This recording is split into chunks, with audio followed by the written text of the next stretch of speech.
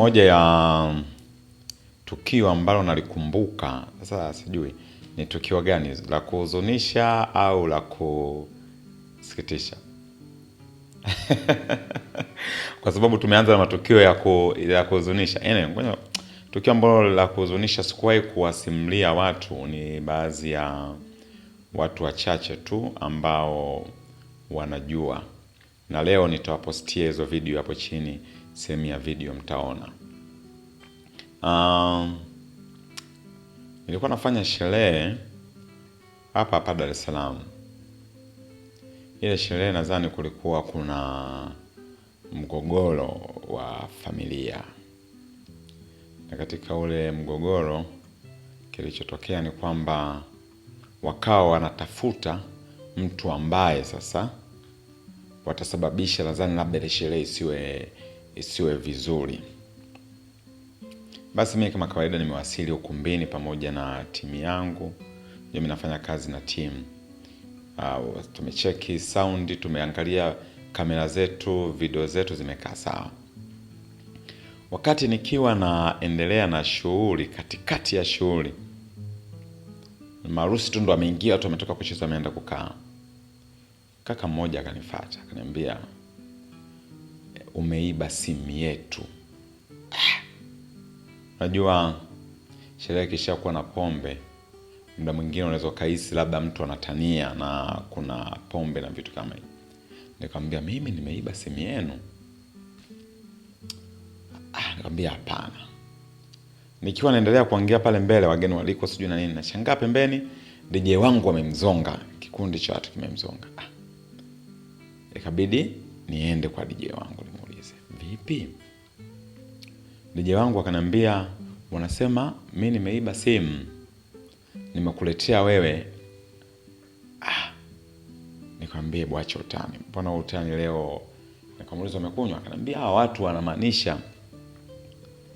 Nikamwambia, simu ilikuwa wapi? Wanasema simu ilikuwa kwenye meza ya pembeni. Nikamwambia, mbona ile meza iko mbali sana ya kutoka hapa Gipsy kwenda kuifuata pale? Akaniambia, sielewi brother. Umeona? Nikamwambia, anyway, kwa sababu imeshakuwa hivi, ngoja tutangaze ukumbini. Nikamwambia, wageni walikwa, tunazima mziki kidogo kwa sababu kuna simu imeibiwa na inasemekana DJ kaiba, amenipa mimi, niko nayo hapa mbele. Ikabidi niwachukue wale ndugu sasa wa hiyo familia ili wakahakiki kwamba kweli sisi hatujaiba simu kwenye kamera. Tumefika kule kwenye kamera, video zimetafutwa hapo. Sasa hapo sherehe imesimama sasa, na sherehe ilikuwa na zaidi ya watu 500.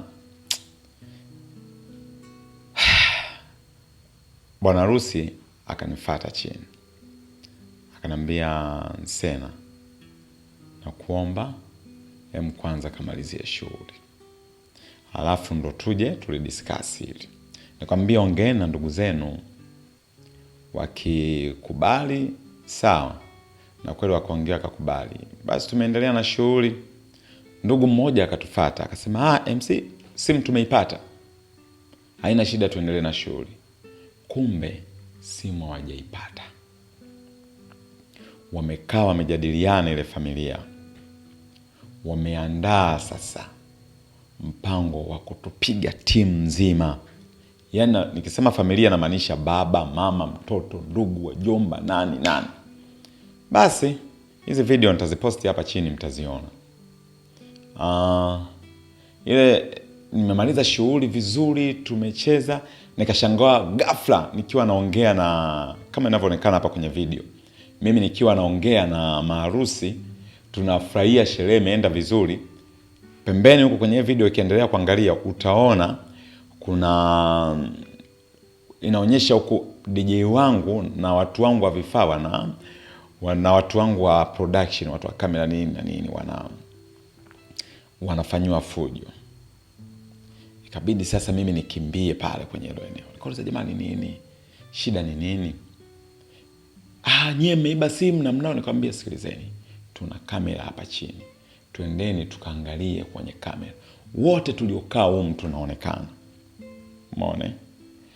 Amna kwenda kwenye kamera. Sasa mpiga picha wangu akasema, huu ukumbi ni mkubwa, tushukeni kwenye twende. Baba sasa, baba mzazi wa mmoja wa maharusi wale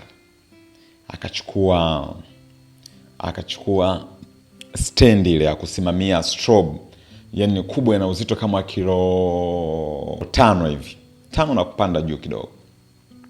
Akanyanyua baba mzazi, akampiga nayo mtu wangu wa picha, akachanika jicho.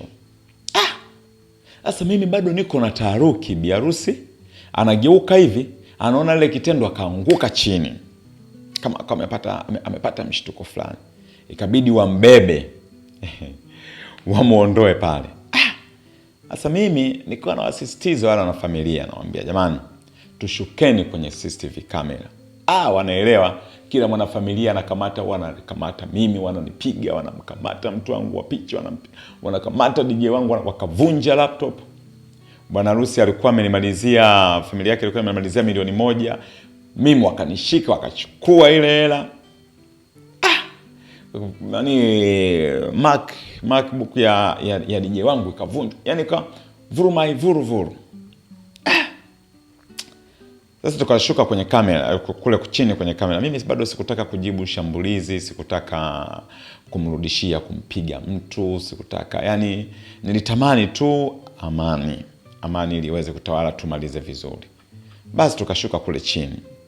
Mimi nikamwambia mimi naenda kwenye CCTV camera. Tukafika kwenye CCTV camera, sasa kama hii video hapa chini ninavyoonyesha. Nikamwambia jamani, tuingieni hapa kwenye CCTV camera. Mwizi anaonekana. Tena inaonekana nyie mlikuwa mmekaa naye meza moja. Kama sio ndugu yenu, mimi sijui aliyechukua hiyo simu. Wakakataa. Sasa mimi nasogea kwenye kamera, wakanivuta kama unavyoona hapa. Wakaanza kunipiga. Nikamwambia jamani, twende kwenye CCTV camera, mnanipiga tena? Mnanipigia nini?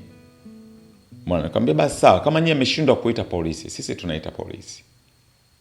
Waliposikia kwamba sisi tunaita polisi, kama unavyoona kwenye video, wakatoka nje, wakapandisha, wakakutana tena. Sasa sisi na sisi tena wakatuvamia kama hapo unavyoona, wakatupiga tena hapa. Sasa mimi nikabahatika kupiga simu niite polisi, msaada wa polisi.